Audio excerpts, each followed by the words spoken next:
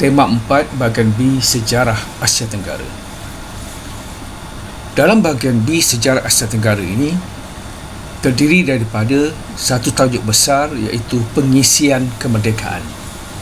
Dalam usaha untuk mengisi kemerdekaan di dua negara, khususnya di Republic of Philippines dan juga Thailand.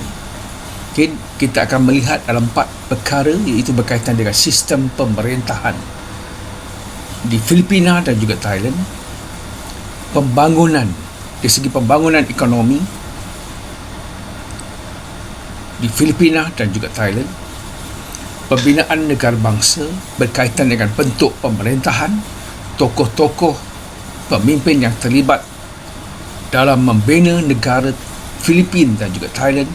Kita juga akan melihat dari segi perhubungan luar yang melibatkan Filipina dan Thailand, terutamanya dalam penglibatan mereka dalam organisasi antarabangsa.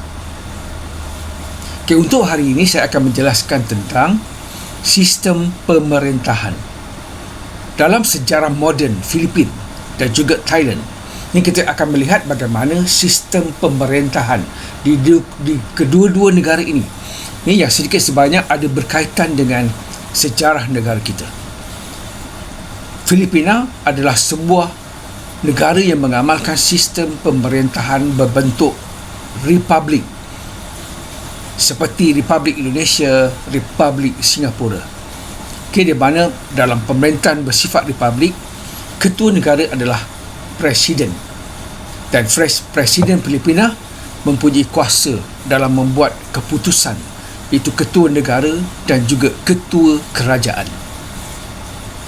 Manakala Thailand adalah sebuah sistem raja monarki ataupun sistem raja berkuasa mutlak sebelum ini. Dalam abad di awal-awal pembentukan sistem beraja di Thailand, seperti yang berlaku di negara kita. Tetapi yang membezakan Thailand dengan Malaysia adalah sistem beraja di Thailand itu berlaku akibat daripada revolusi oleh rakyat Thai pada tahun 1932.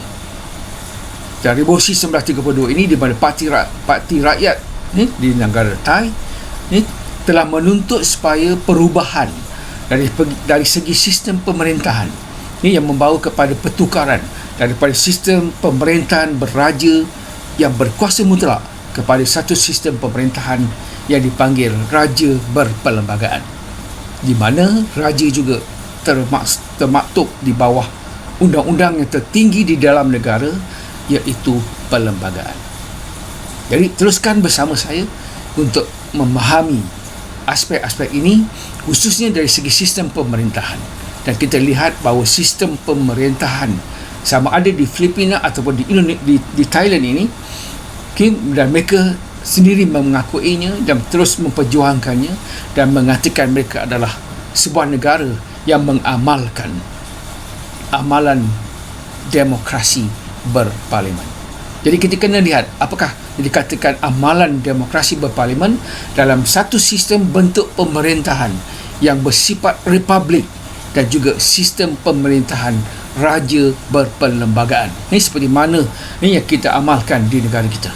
Dalam unit 4.1, iaitu sistem pemerintahan, ini kita akan lihat bagaimana sistem pemerintahan di Thailand dan Filipina dari tahun 1900 sehingga 1999. Pertama, kita kena faham apa yang dikatakan sebagai sistem pemerintahan.